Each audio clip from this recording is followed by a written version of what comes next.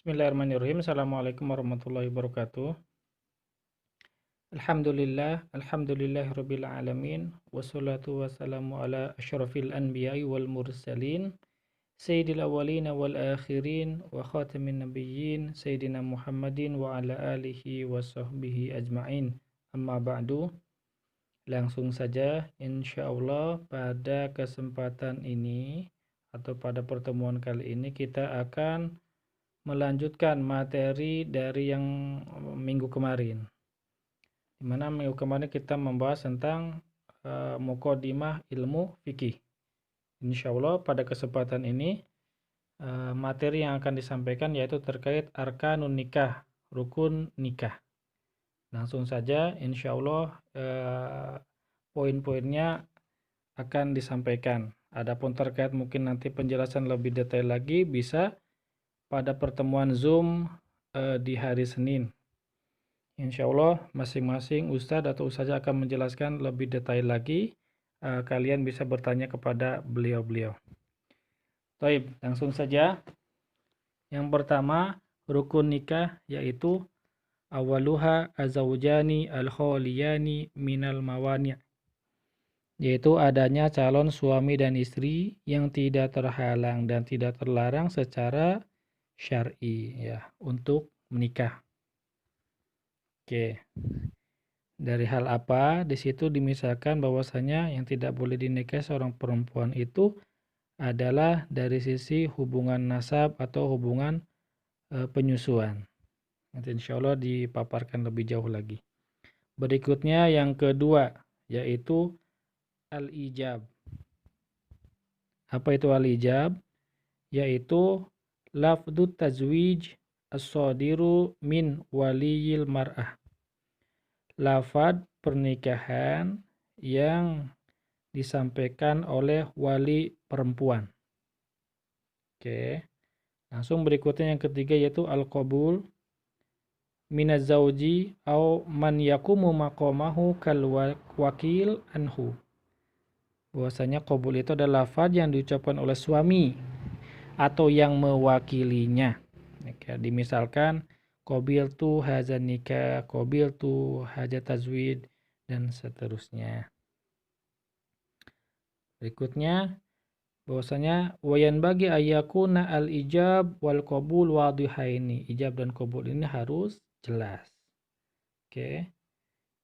Dilanjutkan wazalik bi ayakuna al-ijab bilafzi tajwid wan nikah. Bahwasanya ijab itu menggunakan lafaz tajwid dan nikah. Dan dua lafaz ini tercantum di dalam Al-Qur'an. Oke.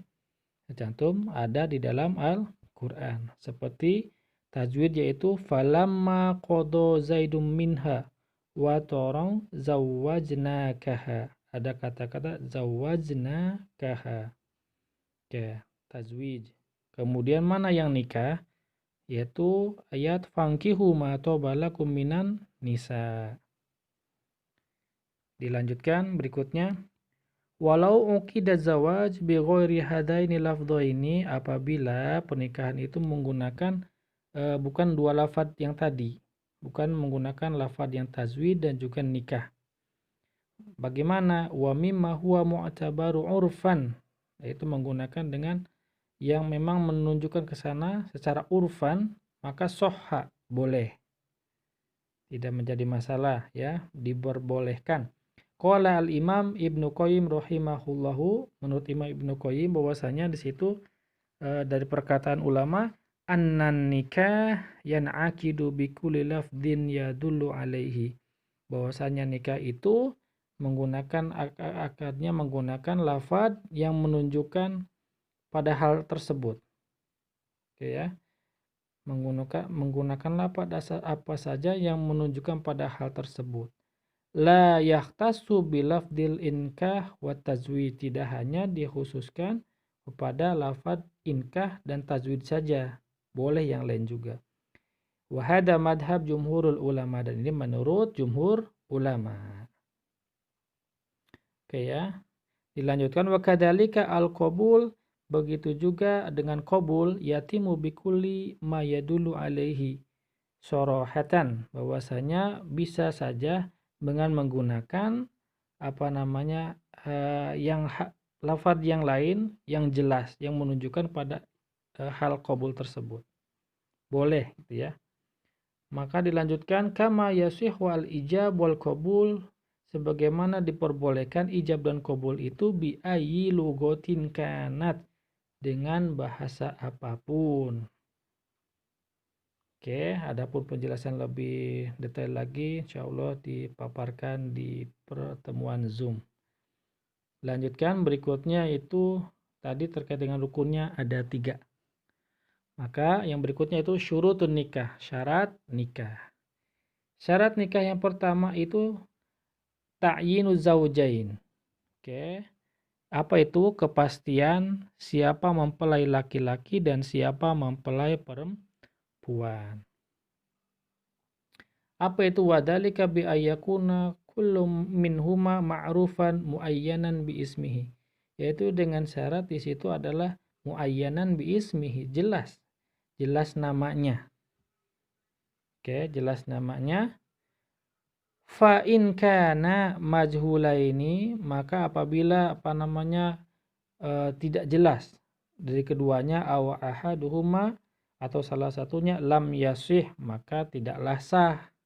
Contoh di situ, falau qala, contohnya, zawajtuka, aku nikahkan kepada kamu, ihda banati, salah satu anak perempuanku. Nah, tidak menyebutkan nama tuh. Walahu aksaru min wahidatin. Nah, padahal sang bapak tersebut mempunyai lebih dari satu anak perempuan. Lam yasih, maka tidaklah sah kalau demikian. Paham ya? Oke, berikutnya yang kedua. Syaratnya itu ridho azaujain, adanya kerelaan dari kedua belah pihak.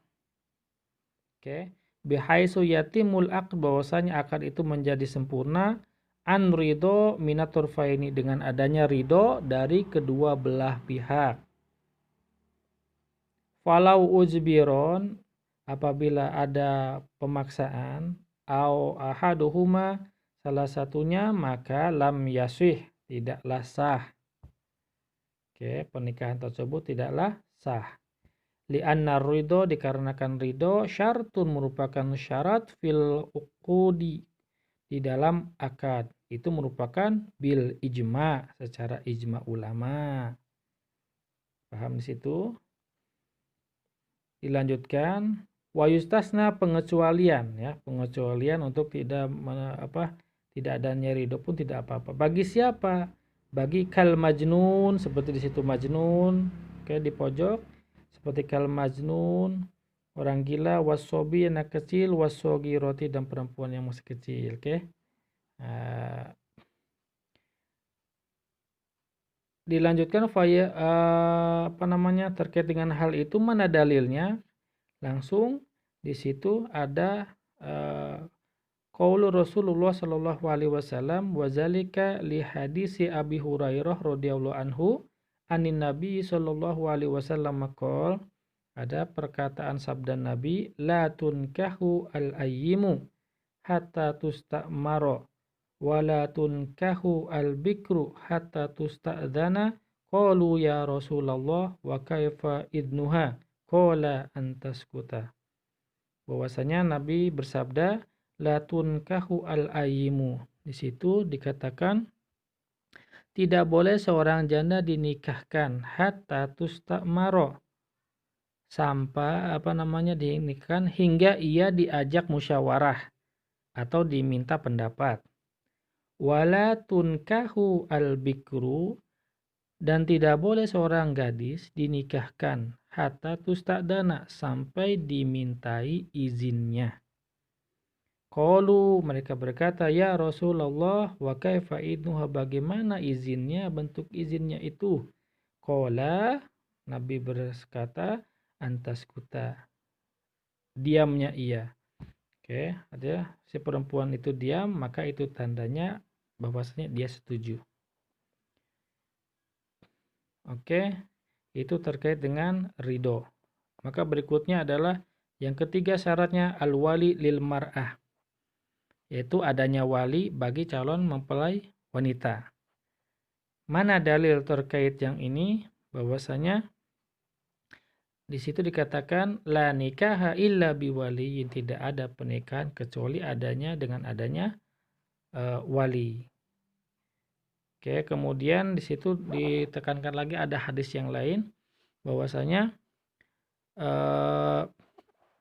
ayyuma imra'atin nakahat bigoiri idni mawaliha fanikahuha batilun. Oke.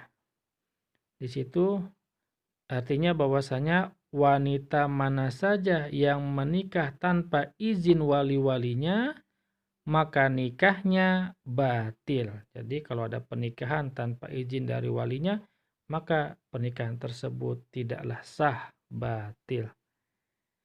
Nah, terkait dengan siapa walinya, nanti insya Allah mungkin akan disampaikan lebih detail ketika Zoom. Lalu berikutnya syarat di situ dikatakan wayastaritu fil wali, syarat seorang wali apa saja? 1. Ayakuna musliman, ada di situ. Alif atau ayakuna musliman, yaitu beliau ia seorang muslim. Yang kedua adlan, adil. Berikutnya mukallaf, kemudian laki-laki, kemudian bebas. Ya. Maka syarat berikutnya yaitu yang keempat al-isyhadu alal aqdi, persaksian atas akad. Dalil hal ini harus adanya seorang saksi. Mana dalilnya? Sebagaimana sabda Nabi di situ dikatakan la nikaha illa biwaliyin wa syahida adlin. Tidak ada pernikahan kecuali dengan seorang wali dan juga adanya saksi yang adil. Oke, adanya saksi yang adil.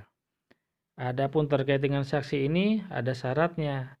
Wa yushtaratu fi syuhudi. Huna ada syaratnya. Ada 1, 2, 3, 4, 5, ada 5. Nanti insya Allah disampaikan lebih lanjut lagi. Maka yang kelima yaitu al-kafa'ah. Al-kafa'ah itu yaitu penyetaraan atau persamaan. Wahya al-musawat, persamaan. Persamaan wa tamasul. Dalam hal apa? Fid dini wal khuluq, di dalam hal agama dan juga akhlak. Artinya maksudnya ya, calon mempelai perempuan itu seorang muslimah, yang laki-laki adalah seorang muslim. Di dalam hal agama sama, khuluqnya juga sama, akhlaknya juga budi pekertinya pun sama. Yang perempuan baik, yang laki-lakinya pun sama baiknya. Fala tukafi almar'atu as-solihatu fajiron wala kafiron. Dan tidaklah dibenarkan bagi seorang perempuan yang soleh, yang solehah, itu menikahi yang laki-laki fajiron, durhaka. Atau menikahi laki-lakinya seorang yang kafir. Itu tidaklah setara. Tidak dibolehkan. Maka dilanjutkan atakafu'u fi ghairi dini wal khuluq. Oke, persamaan bukanlah padahal selain agama dan juga akhlak. Seperti kan nasab kemudian suna'ah, itu kerajinan, sama kerajinan, wal mal, dan juga kesamaan harta. Apakah ada hal tersebut? Ternyata fala i'tibaru lahu. Nah, tidak ada hal tersebut, oke? Tidak ada pembahasan hal tersebut. Kama yaqulu, sebagaimana dikatakan Ibnu Qayyim rahimahullahu taala, lam ya'tabir, tidak dijelaskan Al-Qur'an wal sunnah itu di dalam Quran dan sunnah terkait dengan fil kafa'ah, penyetaraan amrun waro ad-dini, perkara di selain agama. Fa innahu harrama 'alal muslimati nikahuz zani al-khabis, bahwasanya harrama diharamkan bagi seorang perempuan muslimah menikahi laki-laki yang zina, lagi buruk, al-khabis. Oke. Walam ya'tabir, dan tidaklah disebutkan terkait dengan nasaban, tidak disebutkan tentang nasab, tidak juga disebutkan tentang kerajinan, suna'ah, dan juga goni, harta, dan seterusnya. Dan terakhir terkait dengan syarat nikah yaitu ayyakuna an-nikah ala mahrin, bahwasanya nikah itu harus ada mahar. Terkait mahar ini insya Allah akan dipapar jelaskan lebih luas lagi, lebih detail lagi di pertemuan Zoom oleh Ustadz dan Ustazah. Oke, cukup sampai situ terkait dengan materi dari pekan ini yang mudah-mudahan bisa dipahami secara singkat oleh antum-antum semuanya, dan mudah-mudahan ketika ada banyak yang kurang paham bisa disampaikan. Jangan malu-malu terhadap ustadz atau ustazah yang lainnya di kesempatan Zoom. Ustadz akhiri, syukron, wabillahi taufiq wal hidayah. Wassalamualaikum warahmatullahi wabarakatuh.